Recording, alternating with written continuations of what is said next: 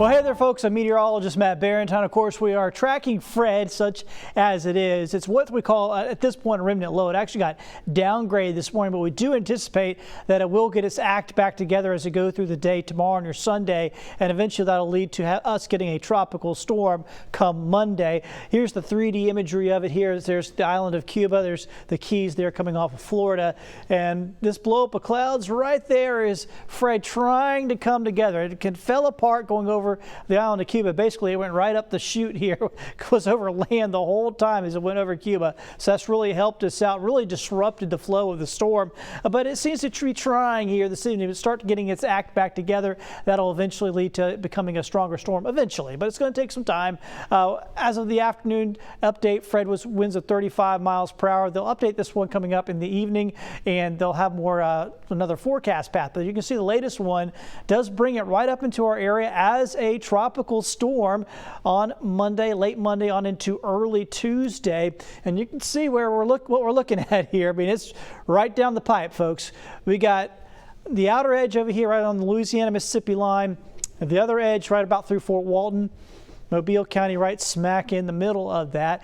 And the thing, though, I know everybody wants to focus here on that center line, but it's going to be an east side storm. In other words, everything's going to be on the east side of this. So if it makes landfall in Mobile County, actually Mobile County really won't get the worst of the weather. It'll be the Panhandle that gets the worst of the weather, heaviest of the rain and all that. If it sneaks back over here a little bit more to the west, say over around Biloxi or Gulfport, then Mobile and Baldwin County would get some of the worst of the weather. So it's going to be a lopsided system. It's not going to be a very strong system. You can see winds of about 50 miles per hour. So a middling tropical storm here as it makes landfall, and we're pretty confident that it's shifted around a little bit with its track, but we're pretty confident on the strength. And the reason is there's an upper level low kind of right in front of it, creating some wind shear. Also an upper level high that's also creating some southwest wind shear with the storm. It's not a lot of wind shear. If this was a strong hurricane, it wouldn't have hardly any effect on it. But since it's already so weak, it's just not going to be good conditions for Fred to develop. So it's only going to get up a little bit here as we go through time. Here it is, noontime on Sunday, then it continues to cross the Gulf. Monday morning we'll wake up, we're likely going to have a tropical storm not too far off the shore of our local area. And you can see the heavy rain, once again, all on the east side. There's the center, all the heavy stuff on the east side. Makes its way on closer in. That's noontime on Monday, around lunchtime. Look at all that heavy rain for the Panhandle. And then look over here at the Alabama, Mobile counties and Washington County, Clark County.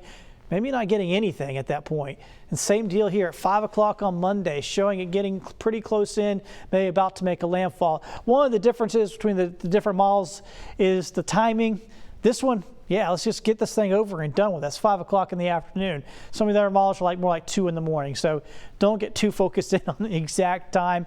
It'd probably be somewhere in between that. Maybe it comes in around 10 or 11. But 5 would be great, but I don't think that's going to be quite the case. There's midnight. You can see it moving on inland. You can see the heavy rain once again on the east side. West side, not so much. So it really so much depends on exactly where it makes landfall for wherever you're at, for how much rain you are going to get.